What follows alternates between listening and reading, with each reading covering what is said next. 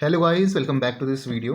आज इस वीडियो पे हम एक्वस और नॉन एक्वस सॉल्वेंट को स्टार्ट करने वाले हैं। तो इससे पहले हमने एसिड एंड बेसिस को कंप्लीट किया था, उसका प्लेलिस्ट का लिंक नीचे आपको मिल जाएगा। तो हम B.Sc second year chemistry aqueous and non aqueous solvent का ये आपका पहला वीडियो होने वाला है। इसकी प्लेलिस्ट में सेपरेट बना दूंगा और जो इसके नोट्स है आपके एसिड एंड बेसिस और एक्वस और नॉन एक्वस सॉल्वेंट के, वो कंबाइंड नोट्स जब आपका चैप्टर खत्म हो जाएगा वो मैं आपका डिस्क्रिप्शन बॉक्स में डाल दूंगा। ठीक है, तो हम स्टार्ट कर रहे हैं। आपका पहला जो टॉपिक है इसमें एक्वस और नॉन एक्वस सॉल्वेंट पे, वो है आपका classification of solvent and their general characteristics. कि सॉल्वेंट्स आपके किस किस टाइप्स में क्लासीफाई हो रखे और उनकी जनरल कैरेक्टरिस्टिक क्या है वो हमें सबसे पहले समझना है। ठीक है, तो हमें एक्वस और नॉन एक्वस सॉल्वेंट समझने से पहले सॉल्वेंट का जो क्लासिफिकेशन है वो हमें देखना है। तो क्या लिखा है देखो, in chemistry solvents are substances that dissolve solutes to form solutions.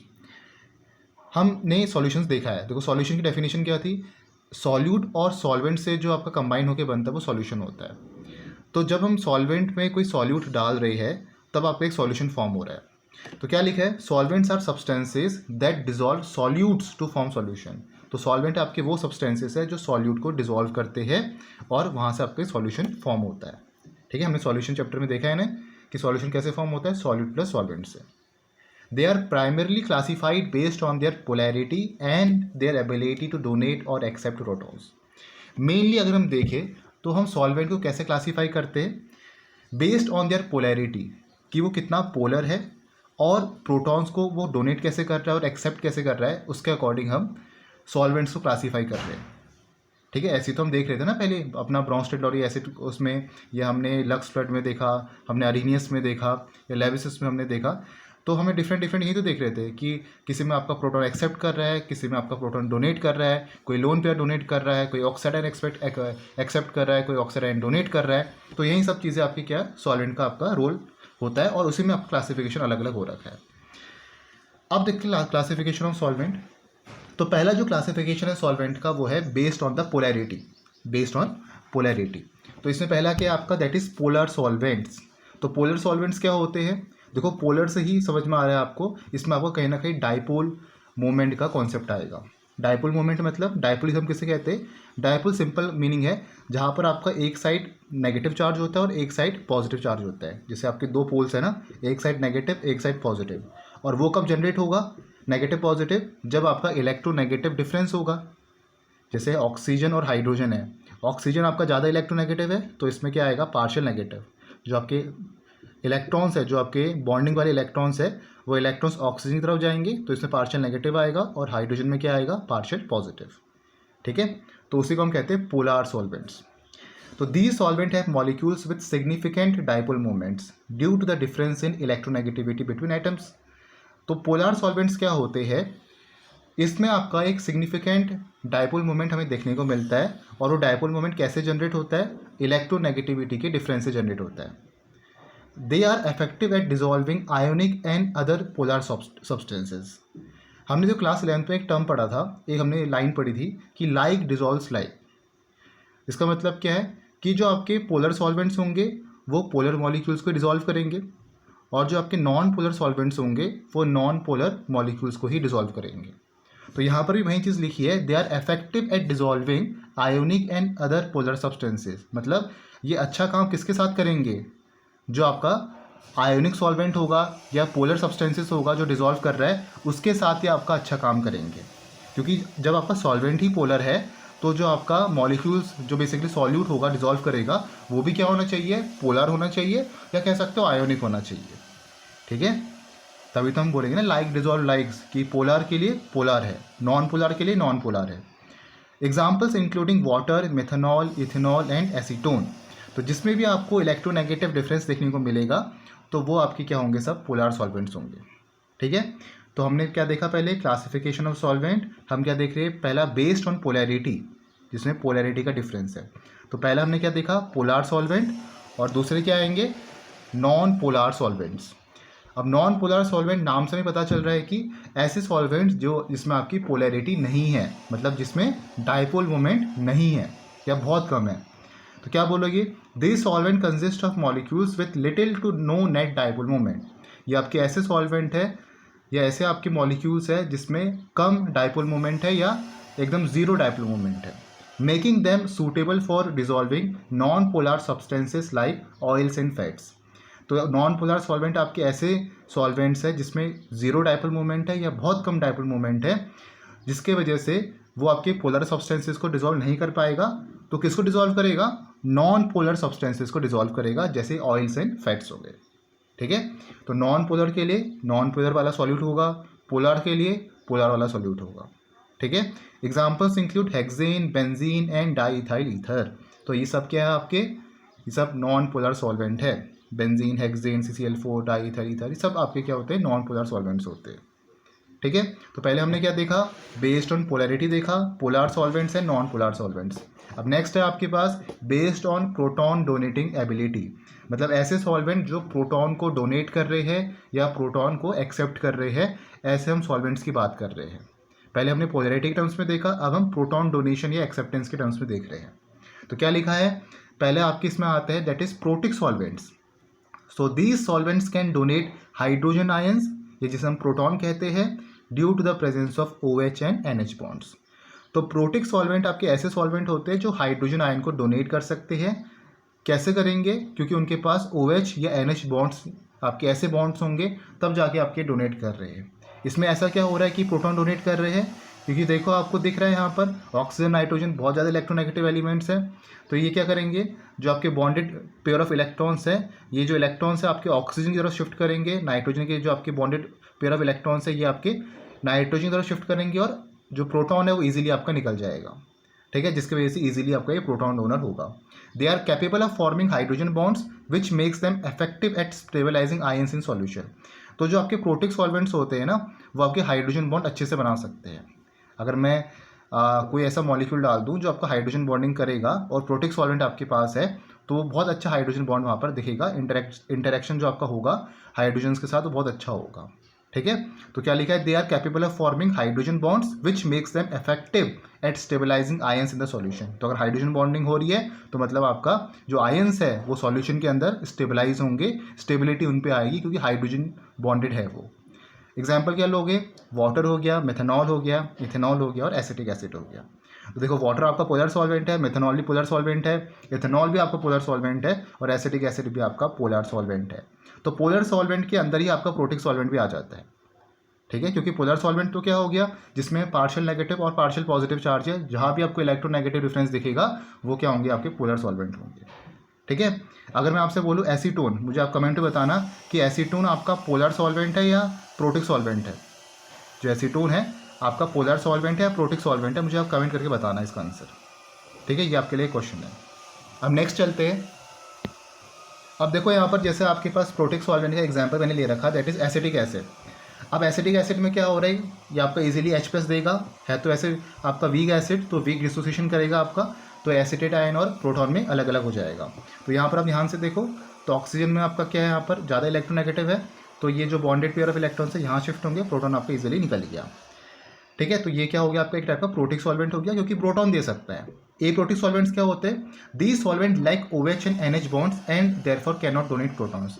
तो ए प्रोटिक सॉल्वेंट मतलब देखो ए प्रोटिक, जहाँ पर ए प्रोटिक आ गया मतलब उसमें प्रोटॉन प्रेजेंट नहीं है, तो इसमें OH और NH बॉन्ड्स की कमी होती है। लिखा है ना, दीज सॉल्वेंट्स लैक, मतलब कमी है OH और NH बॉन्ड की, and therefore can not donate protons, तो ये प्रोटॉन्स को डोनेट नहीं कर सकते। ठीक है, however they can accept hydrogen bonds. देखो ऐसा तो नहीं बोला कि हाइड्रोजन बॉन्ड को एक्सेप्ट नहीं कर सकते, डोनेट नहीं कर सकते, ये हो सकता है, लेकिन एक्सेप्ट कर सकते हैं। ठीक है, and are often used to dissolve salts and other polar compounds. तो जो सॉल्ट्स होते हैं या दूसरे जो पोलर कंपाउंड्स होते हैं उनको डिजॉल्व करने के लिए ये काम पे आ सकते हैं ए प्रोटिक सॉल्वेंट। तो ए प्रोटिक सॉल्वेंट प्रोटॉन डोनेट नहीं कर सकते लेकिन एक्सेप्ट कर सकते हैं। ठीक है, प्रोटॉन को एक्सेप्ट कर सकते हैं लेकिन डोनेट नहीं कर सकते। एग्जाम्पल्स क्या होंगे? DMSO बहुत इंपॉर्टेंट एग्जाम्पल है, डाईमिथाइल सल्फो ऑक्साइड। फिर आपका एसीटोन हो गया और एसीटोनाइट्राइल हो गया। तो ये क्या हो गया? आपके पास एक टाइप का ए प्रोटिक सॉल्वेंट्स हो गए। ठीक है, अब नेक्स्ट आपके पास है एक्वस सॉल्यूशंस और नॉन एक्वस सॉल्यूशन में थोड़ा सा मैं आपको डिफरेंस बता देता हूँ। वैसे तो हमने बहुत डिस्कस कर दिया है एसिड बेसिस में। तो एक्वस सॉल्यूशन क्या होते हैं? देखो नाम पे एक्वा आ रहा है ना, AQUEOUS एक्वस, तो ये एक्वा से आ रहा है। एक्वा मतलब क्या होता है? वाटर हो गया। तो ऐसे सॉल्यूशन जिसमें आपका जो सॉल्वेंट है वो वाटर है, वो आपके क्या होंगे, एक्वस सॉल्यूशन होंगे। तो क्या लिखा है, aqueous solution uses water as the solvent while non aqueous solution use other liquids like the oils, alcohols और ऑर्गेनिक सॉल्वेंट। तो देखो एक्वस और नॉन एक्वस में कन्फ्यूज मत होना, ऐसा नहीं कि जो पोलर मॉलिक्यूल्स होंगे वो एक्वस में आ जाएंगे, ठीक है। तो ऐसा तो अल्कोहल भी आपका पोलर है तो एक्वस में नहीं आएगा ना। तो एक्वस का सिंपल मीनिंग क्या है, आपके ऐसे सॉल्यूशन जिसमें सॉल्वेंट क्या होगा, पानी होगा, ठीक है। तो एक्वस सॉल्यूशन मतलब पानी, एक्वस जहाँ भी आ गया वाटर है सॉल्वेंट, ठीक है। नॉन एक्वस में सब आ जाएंगे, पोलर, प्रोटिक, ए प्रोटिक सब कुछ आ जाएगा, बस वाटर नहीं आएगा। जहाँ पर वाटर आ गया वो एक्वस सॉल्यूशन हो गया। नॉन एक्वस मतलब कि जिसमें आपका लिक्विड के अलावा कोई दूसरी चीज़ है, लिक्विड मतलब वाटर के अलावा कोई दूसरी चीज़ है, जैसे ऑयल, अल्कोहल्स और ऑर्गेनिक सॉल्वेंट्स, दूसरे लिक्विड्स है आपके, ठीक है। वाटर को छोड़ के दूसरे लिक्विड्स है, ऑयल, अल्कोहल्स और दूसरे organic solvent like benzene, CCl4 वगैरह वगैरह, ठीक है। Aqueous solutions are common in everyday life such as dissolving in water. देखिए एक्वस सॉल्यूशन बहुत कॉमन है, जैसे हम चीनी डालते हैं पानी पे तो वो भी आपका एक्वस सॉल्यूशन है, सॉल्ट हम डाल रहे हैं पानी पे तो वो भी आपका एक्वस सॉल्यूशन है, ठीक है। तो वाइल नॉन एक्वस सॉल्यूशन, तो नॉन एक्वस सॉल्यूशन इतना कॉमन नहीं होता, इसको हम इंडस्ट्रियल एप्लीकेशन में इनका ज़्यादा यूज़ होता है, इंडस्ट्रीज में ज़्यादा यूज़ होता है। तो while non aqueous solutions are used in various chemical processes and industrial applications. तो इंडस्ट्रीज में ज़्यादा यूज़ होता है नॉन एक्वस सॉल्वेंट्स का, जैसे अमोनिया हो गया नॉन एक्वस सॉल्वेंट, ठीक है। अब नेक्स्ट आपके पास है जनरल कैरेक्टरिस्टिक ऑफ सॉल्वेंट्स। अब नेक्स्ट आपका टॉपिक है जनरल कैरेक्टरिस्टिक। देखो पहला आपके पास है dielectric constant. Dielectric constant आपको सिंपल क्या समझना है कि जितना ज़्यादा आपका डाई इलेक्ट्रिक कॉन्स्टेंट होगा उतना सॉल्वेंट आपका पोलार होगा। जितना डाई इलेक्ट्रिक कॉन्स्टेंट ज़्यादा होगा या के की वैल्यू जितनी ज़्यादा होगी उतना आपका जो सॉल्वेंट होगा वो पोलार सॉल्वेंट होगा। तो क्या लिखा है, this measures a solvent's ability to reduce the electrostatic forces between charge particles. ये क्या मेजर करता है कि सॉल्वेंट की क्या कैपेबिलिटी है इलेक्ट्रोस्टैटिक फोर्सेस को रेड्यूस करने के लिए जो चार्ज पार्टिकल से कनेक्टेड है एक दूसरे से। A higher dielectric constant indicates a greater ability to stabilize ion in the solution। मतलब कि अगर dielectric constant K की वैल्यू ज़्यादा होगी तो वो क्या दर्शा रहा है, वो आपका ये बता रहा है कि उसमें ज़्यादा कैपेबिलिटी है, ज़्यादा क्षमता है आयंस को स्टेबलाइज करने की सॉल्यूशन के अंदर। स्टेबलाइज मतलब अब स्टेबलाइज कब करेगा, अब पोलर और नॉन पोलर वाला स्टेबलाइज करेगा नहीं, जब पोलर के सामने पोलर मॉलिक्यूल होगा तभी तो स्टेबलाइज करेगा ना। तो स्टेबलाइज कब करेगा, जब डाइलेक्ट्रिक कांस्टेंट ज़्यादा होगा। डाइलेक्ट्रिक कांस्टेंट का ज़्यादा कब होगा, जब पोलर मॉलिक्यूल्स आपके उसमें होंगे, या पोलैरिटी जब ज़्यादा होगी तब आपका वो होगा। जैसे एसीटोन नॉन पोलर है, ठीक है। For instance water has a high electric die constant. Water में क्या आपका एक बहुत ज़्यादा हाई इलेक्ट्रिक डाई कांस्टेंट है, अराउंड शायद 80 के आसपास शायद ये रहता है वाटर का, making it an excellent solvent for ionic compound. तो वाटर के आपका एक हाई डाई इलेक्ट्रिक कांस्टेंट वाला आपका एक मॉलिक्यूल है जिसकी पोलैरिटी बहुत ज़्यादा होती है, शायद ये 80 के आसपास होगा, इसको मैं रिचेक करना पड़ेगा, और शायद मुझे लग रहा है 80 के आसपास है इसका डाइलेक्ट्रिक कांस्टेंट। तो ये एक्सीलेंट सॉल्वेंट होता है फॉर आयोनिक कंपाउंड्स, ठीक है। तो ये आपका डाइलेक्ट्रिक कांस्टेंट है। अब नेक्स्ट आपके पास जो जनरल कैरेक्टरिस्टिक है वो आपका डाइपोल मोमेंट। तो डाइपोल मोमेंट हमने पहले भी देखा था। तो डाइपोल मोमेंट्स आपको कहाँ देखने को मिलेंगे, जिसमें पोलैरिटी होती है। This indicates the polarity of a solvent molecule. Solvents with high dipole moment are more polar and can be better stabilize charge species। देखो ऊपर वाली चीज़ आ गई ना, जैसे यहाँ पर बोला स्टेबलाइज आयन, तो स्टेबलाइज कौन करेगा, जो पोलर होगा वो बेटर स्टेबलाइज करेगा, ठीक है। तो this indicates the polarity of a solvent molecule, कि सॉल्वेंट मॉलिक्यूल कितना पोलर है। जितना ज़्यादा पोलर उतना ज़्यादा डाइपोल मोमेंट। कम पोलैरिटी होगी तो डाइपोल मोमेंट भी कम होगा, या कह सकते हो नेट डाइपोल मोमेंट या टोटल डाइपोल मोमेंट कम होगा। ज़्यादा पोलैरिटी, ज़्यादा डाइपोल मोमेंट, ज़्यादा डाइलेक्ट्रिक कांस्टेंट, ठीक है। तो आप कह सकते हो कि तीनों आपके डायरेक्टली प्रोपोर्शनल है, डाइलेक्ट्रिक कांस्टेंट, डाइपोल मोमेंट और polarity. Solvents with higher dipole moments are more polar and can be better stabilize charge ions या चार्ज स्पीसीज। तो सॉल्वेंट जिसमें ज़्यादा डाइपोल मोमेंट है वो ज़्यादा पोलर आपके होते हैं और ज़्यादा स्टेबलाइज करेंगे चार्ज स्पीसीज को। अब आगे चलते हैं। नेक्स्ट कैरेक्टरिस्टिक है आपकी विस्कोसिटी की। देखो विस्कोसिटी हम बात करते हैं ना, जैसे हम फ्लूइड्स विस्कोसिटी की बात करते हैं, हम पानी के अंदर कि आपको कितना विस्कस है फ्लूइड, तो उसकी हम यहाँ पर डिस्कस करते हैं। जैसे आपका हनी, उसकी विस्कोसिटी ज़्यादा होती है वाटर के कंपैरिजन में, ऑयल की विस्कोसिटी थोड़ी ज़्यादा होती है वाटर के कंपैरिजन में, तो वही विस्कोसिटी की आपकी वहाँ बात लिख कर रही है। तो क्या बोला है, this refers to a solvent's resistance to flow, कि सॉल्वेंट किस तरीके से आपका सॉल्यूशन के अंदर फ्लो कर रहा है। Lower viscosity solvents like water and ethanol facilitate faster diffusion of solutes. मतलब कि अगर आपका सॉल्वेंट की विस्कोसिटी कम होगी, जैसे वाटर में होती है, इथेनॉल में होती है, तो वो फास्टर डिफ्यूजन करेंगे सॉल्यूट्स का, मतलब सॉल्यूट जो आपका डिसॉल्व कर रहा है पानी सॉल्यूशन के अंदर या सॉल्वेंट के अंदर, तो वो बहुत जल्दी डिसॉल्व करेगा। क्यों? क्योंकि विस्कोसिटी कम है। तो मूवमेंट क्या हो रहा है बेसिकली, जो आपके फ्लूइड की मूवमेंट हो रही है, लिक्विड की जो आपकी मूवमेंट हो रही है, वो बता रहा है आपका विस्कोसिटी। अगर विस्कोसिटी कम है सॉल्वेंट की, तो फ्लूइड की जो मूवमेंट है ना पानी के अंदर, या सॉरी पानी के अंदर नहीं, हाँ पानी भी ले सकते हो या कोई दूसरा आपका नॉन एक्वस सॉल्वेंट हो गया वो भी आप ले सकते हो, तो वो जो मूवमेंट है वो बहुत फास्ट होगी। अगर फास्ट मूवमेंट होगी तो जो सॉलिड ऊपर से आपने जो डिसॉल्व कर रखा है वो ईजिली डिफ्यूज़ करेगा या फास्टर डिफ्यूजन करेगा, which can be advantages in many chemical reaction, जो बहुत फायदेमंद होगा बहुत सारी केमिकल रिएक्शंस में। अब नेक्स्ट है proton affinity. This is a tendency of a solvent to accept protons. ये अभी हमने देखा। एफिनिटी मतलब क्या होता है, किसी को लाइक करना या किसी से लव करना, वो आपका एफिनिटी होता है। ठीक है, तो प्रोटॉन एफिनिटी मतलब प्रोटॉन को लाइक करना, कोई ऐसे स्पीसीज जो प्रोटॉन को एक्सेप्ट करना चाहते हैं। तो क्या लिखा है, this is the tendency of a solvent to accept protons, it influences acid base equilibria in solution. तो this is a tendency of a solvent to accept protons.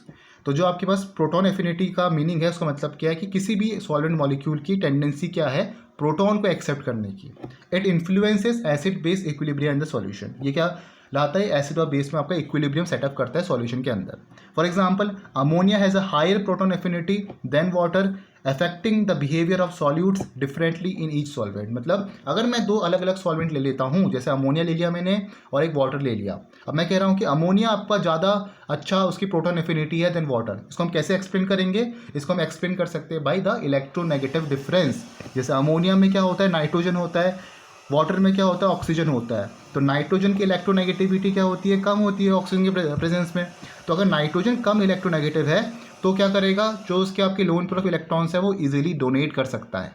ठीक है, ऑक्सीजन ज़्यादा इलेक्ट्रोनेगेटिव है तो इतना इजीली डोनेट नहीं करेगा in comparison to nitrogen. तो नाइट्रोजन इजीली डोनेट करेगा तो प्रोटॉन को आराम से निकाल सकता है। तो हम बोलेंगे जो आपका अमोनिया है इसकी प्रोटॉन एफिनिटी ज़्यादा है देन वाटर, जो आपके सॉल्यूट्स के बिहेवियर को अफेक्ट करती है डिफरेंटली इन ईच सॉल्वेंट्स। तो ये था आपका पहला lecture of the aqueous and non aqueous solvent. Next video पे हम कोई दूसरा टॉपिक करेंगे इसी चैप्टर का। मिलते हैं नेक्स्ट वीडियो पे। Thank you for watching the video.